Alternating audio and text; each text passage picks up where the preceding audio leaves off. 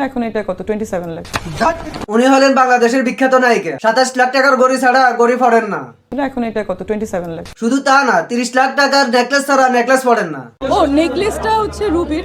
আর তিনি এত বিশ্ব সুন্দরী যে সালমান খান শাহরুখ খানকে বিয়ের প্রস্তাব দেয়। সালমান খান হতে পারে। সব থেকে দুঃখের বিষয় হলো ওনার ছবি শুটিং হয়, রিলিজ হয় না।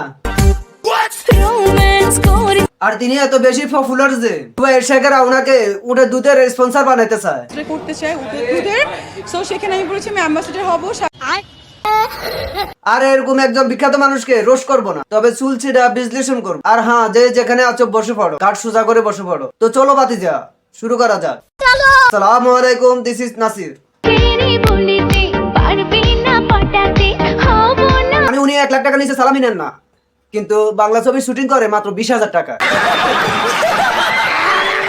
সাফা মারার তো একটা লিমিট থাকে খালাম্মা, তা বলে এভাবে মারবেন? কর ভাই, ওনার ফরনে যা আছে সব বিখ্যাত। ক্যাপশন দিয়ে দিয়ে বেশি বেশি করে। লিপস্টিকের দাম 50,000 টাকা, হাতের ঘড়ির দাম 27 লাখ টাকা, এক জোড়া জুতার দাম 80,000 টাকা, একটা আইলাইনারের দাম 20,000 টাকা। এখন আমার সাদা মনে একটা প্রশ্ন খালাম্মা, আপনার ভিজিট কত?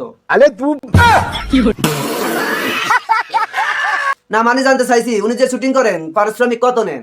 জানি না, আমিও জানি না। আমি তবে এটা বুঝতে পেরেছি, উনি দুবাই গিয়ে উটের দুধ বিক্রি করে 27 লাখ টাকা দিয়ে ঘড়ি কিনেছেন। বলেন কি? না মানে উনি নিজেই বলেছেন উটের দুধের স্পন্সর। অ্যাম্বাসেডর করতে চাই উটের দুধের। এখন আমার কথা হলো, আপনি উটের দুধের স্পন্সর হয়ে সালমান খানকে বিয়ে করার স্বপ্ন কিভাবে দেখেন? সালমান খান হতে পারে। আমিও জানি না, মানে কোথায় রাজরানী আর কোথায় চোদনা রানী।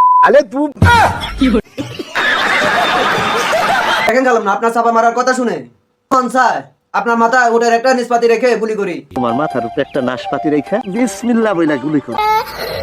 আরে ভাই, এই খালামাকে আমি কোনো সময় দেখিও নাই, চিনিও না, আবার শুনলাম সে নাকি নায়িকা। চাপাবাজির নোবেল দেওয়া হলে এই লো বাজারের কোপাল বরাবর নোবেল ছুড়ে মারতাম। মানে আপনার কি একটু কমেন্ট সেন্স নেন যে যা বলবেন পাবলিক বিশ্বাস করে নিবে? আপনাদের কি নাক দিয়ে সাদা পানি পড়তেছে? যা বলবেন আমাদের বিশ্বাস করতে হবে? দেখেন খালাম্মা, কথা বলার আগে একটু কষ্ট করে পা থেকে ব্রেনটা মাথায় তুলে তারপর কথা বলবেন। এইসব পাবলিক আর খায় না। তো তোমরা যারা নতুন ফটাফট চ্যানেলটা সাবস্ক্রাইব করে দিও, ফেসবুক পেজ থেকে দেখলে পেজটা ফলো করে দিও। তো আজকের মতো এখানে বিদায় নিচ্ছি। আসসালামু আলাইকুম, আল্লাহ হাফেজ।